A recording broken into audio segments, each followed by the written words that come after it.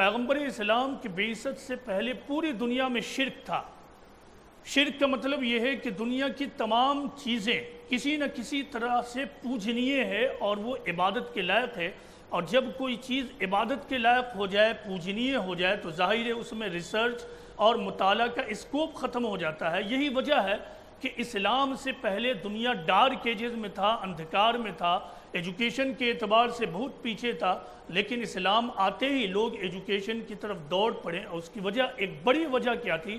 اسلام نے پوری سوچ کو بدل دیا۔ اسلام نے کہا کہ پوری کائنات کا کریٹر صرف اور صرف ایک خالق اور ایک رب ہے، اور اس کے علاوہ جتنی بھی چیزیں ہیں یہ دراصل مخلوق ہیں۔ یہ آسمان، یہ چاند، یہ ستارے، یہ درخت، یہ تالاب، یہ ندی، سمندر، زمین، یہ تمام کی تمام چیزیں دراصل مخلوق ہیں، پرانی ہیں، اور اللہ نے اسے اس لیے پیدا کیا ہے تاکہ انسان اس کو اویل کر سکے، اپنے لیے استعمال کر سکے۔ جیسے ہی یہ فلسفہ انسانوں کے ذہن میں بیٹھا، انسان تمام چیزوں کو سبجیکٹ آف ریسرچ بنانے لگا۔ ایک بڑی وجہ یہ تھی، ایک بڑی وجہ کہ مسلمان ایجوکیشن کے میدان میں آگے بڑھنے لگے۔ اس کے علاوہ پیغمبر اسلام مسلسل اپنے لوگوں کو یعنی مسلم کمیونٹی کو ایجوکیشن کی طرف رغبت دلاتے رہیں کہ ایجوکیشن حاصل کرو، ایجوکیشن حاصل کرو۔ پیغمبر اسلام کی ایک سیئنگ اور ایک حدیث اس طرح ہے کہ پیغمبر اسلام محمد صلی اللہ علیہ وسلم نے کہا کہ if anyone travels on a road in search of knowledge, if anyone travels on a road in search of knowledge, God will cause him to travel on one of the roads of paradise۔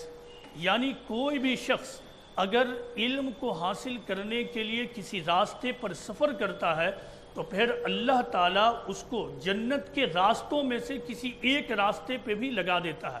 یہ اہم ترین بات پیغمبر اسلام محمد صلی اللہ علیہ وسلم نے اپنے لوگوں سے کہا کہ ایجوکیشن کی اہمیت کا یہ معاملہ ہے کہ اگر تم ایجوکیشن کو حاصل کرنے کے لیے لگو تو پھر ایجوکیشن کے حاصل کرنے میں جو تم سفر کرو گے اللہ تمہیں پھر جنت کے راستے میں ڈالے گا۔